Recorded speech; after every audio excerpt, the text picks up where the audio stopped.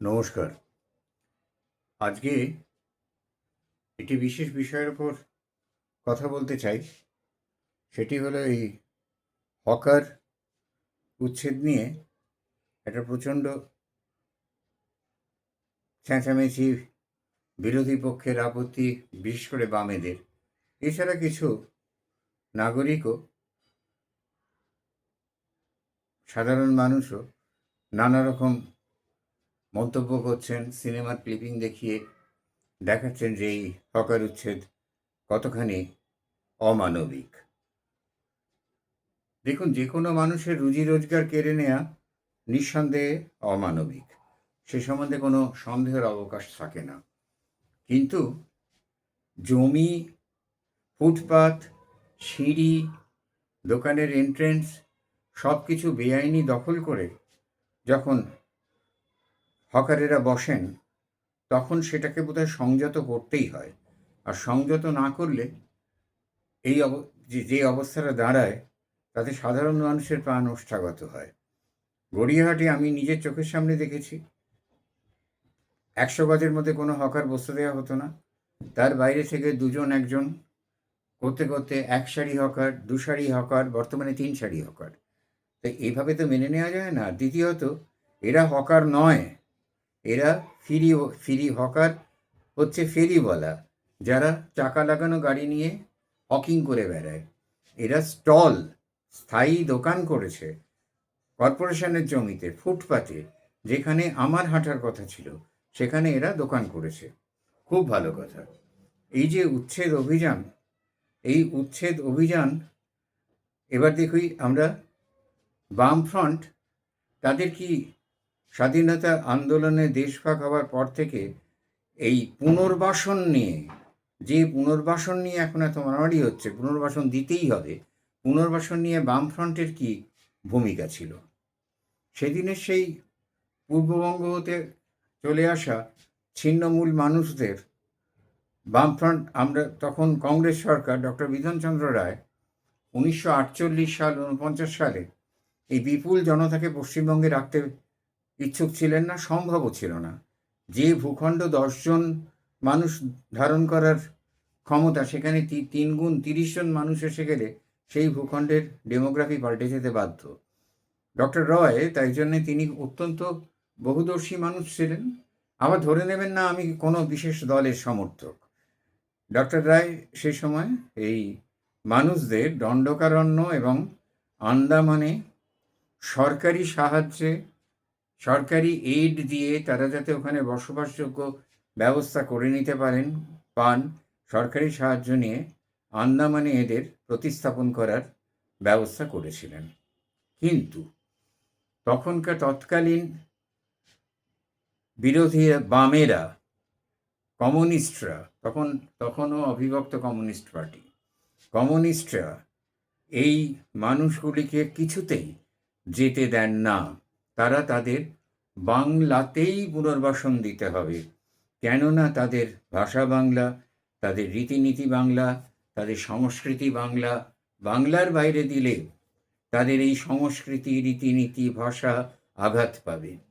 জানি না কি আঘাত পেত, বরঞ্চ সেখানে বাঙালির একটা উপনিবেশ গড়ে উঠত, সেখানে বাঙালি ছড়িয়ে পড়তো সারা ভারতবর্ষে। তারা বোঝালেন যে না, তোমরা পশ্চিমবাংলায় থাকো, আমরা তোমাদের ব্যবস্থা করে দেবো। ব্যবস্থা হয়নি আজ অবধি, 80 বছরও ব্যবস্থা হয়নি। তারা স্টেশনে, জবরদখল কলোনিগুলোতে তারা অস্থায়ী বাড়ি বাসস্থান করে রইলেন। খালি পড়ে কলকাতার আশেপাশে জলা জঙ্গল, যেখানে যা খালি জমি ছিল সেইগুলোকে তারা দখল করে বসে গেলেন। তাদের পুনর্বাসন দেওয়ার যে সুষ্ঠু চিন্তা ডাক্তার রায় করেছিলেন, সেটাকে বাম শক্তি সেটাকে মানতে দিল না।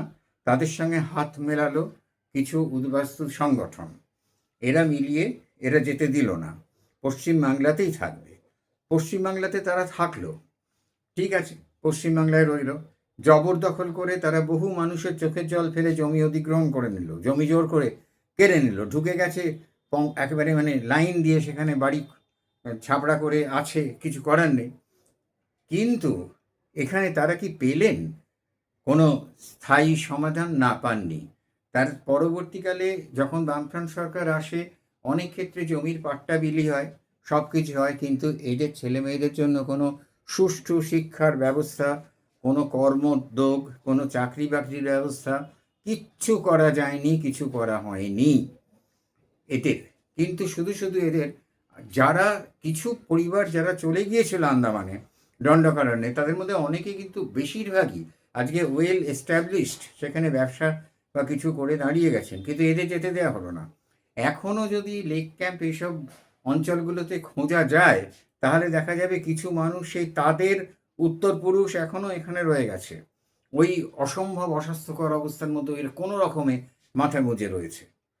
তাদের মধ্যে থেকে নানা রকম সমস্যা তৈরি হয়েছে এই কলকাতার মানুষদের, পশ্চিমবাংলার, কিন্তু তাদের যেতে দেওয়া হয়নি। আবার দেখুন, যখন বামফ্রন্ট সরকারের মার্কসিস্ট ফরওয়ার্ড ব্লকের নেতা এবং মন্ত্রী, সম্ভবত ক্রীড়ামন্ত্রী রাম চ্যাটার্জি যখন দণ্ডকারণ্যে এদের দেখতে যান, তখন গিয়ে তিনি উৎসাহ দেন তাদের যে তোমরা বাংলায় ফিরে এসো, তোমরা বাংলায় ফিরে এসো, আমরা সব ব্যবস্থা করে দেবো, কেন বাংলার বাইরে থাকবে।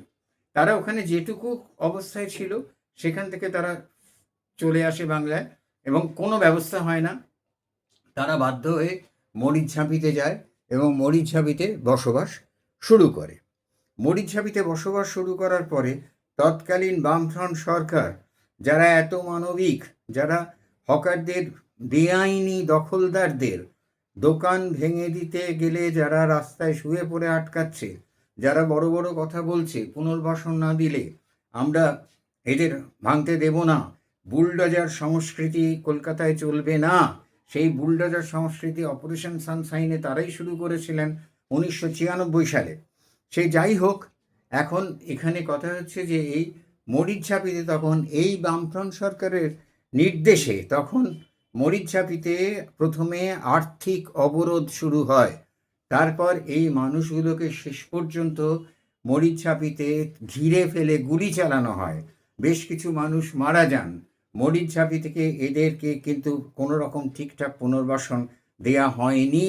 আজকে যারা পুনর্বাসনের পক্ষে এত কথা বলছেন, তারা কি তারা অনেক কমরেডই এসব দিনগুলো দেখেননি বা জানেন না, আবেগতাড়িত হয়ে কথা বলছেন। আজকে কাদের চলে যেতে বলা হচ্ছে?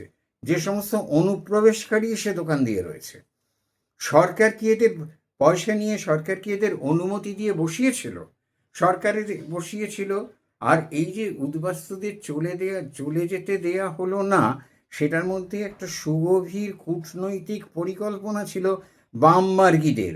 তারা বুঝেছিল এই মানুষগুলোর ভেতরে ইউনিয়ন তৈরি করে এই মানুষগুলোর থেকে একটা ভোট ব্যাংক তৈরি করা যাবে, যে ভোট ব্যাংকে আমরা তাদের ত্রাতা হয়ে তাদের সামনে দাঁড়াবো এবং সব সময় তাদের বোঝাবো, তোমরা আমাদের যদি সাপোর্ট করো আমরা তোমাদের অবস্থা ফিরিয়ে দেবো। 34 বছরের রাজত্বকালেও এই মানুষদের কোনো অবস্থা কেউ ফিরিয়ে দেয়নি, আর তারা সেই অবস্থার মধ্যেই আছে। এটাকে ভোট ব্যাংক হিসেবে ব্যবহার করা হয়েছিল। তাই আজ যারা উচ্ছেদের বিরুদ্ধে বলছেন, তারা সেদিন পুনর্বাসনের কথা বলছেন, তারা সেদিন পুনর্বাসন নিতে দেননি। তাদের কাছে খোলা জমি, সুন্দর জায়গায়, সেখানে রুক্ষ জমি, দণ্ডকারণ্যে, বাংলা নদীমাতৃক দেশ থেকে এসছে, সেখান থেকে তারা এই রুক্ষ জমিতে বসবাস করবে কি করে? এই সব ভুল বুঝিয়ে যারা সেদিন আটকে ছিলেন পুনর্বাসন, তারা আজ পুনর্বাসন নিয়ে চিৎকার করছেন। এই বাম দলগুলি সুযোগ মতো সুবিধাবাদী দল, এরা কথা বলে। আর এই মানুষগুলো যারা সেদিন যাননি, তারা এখানে ওখানে কলোনি অঞ্চল করে আজও তাদের মধ্যে একটা অংশ, অনেকেই দাঁড়িয়ে গেছেন, আবার অনেকেরই উত্তরপুরুষ এইসব জায়গায় বাস করছেন।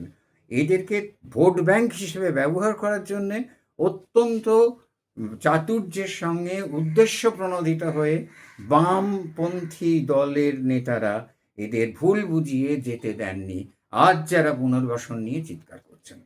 নমস্কার।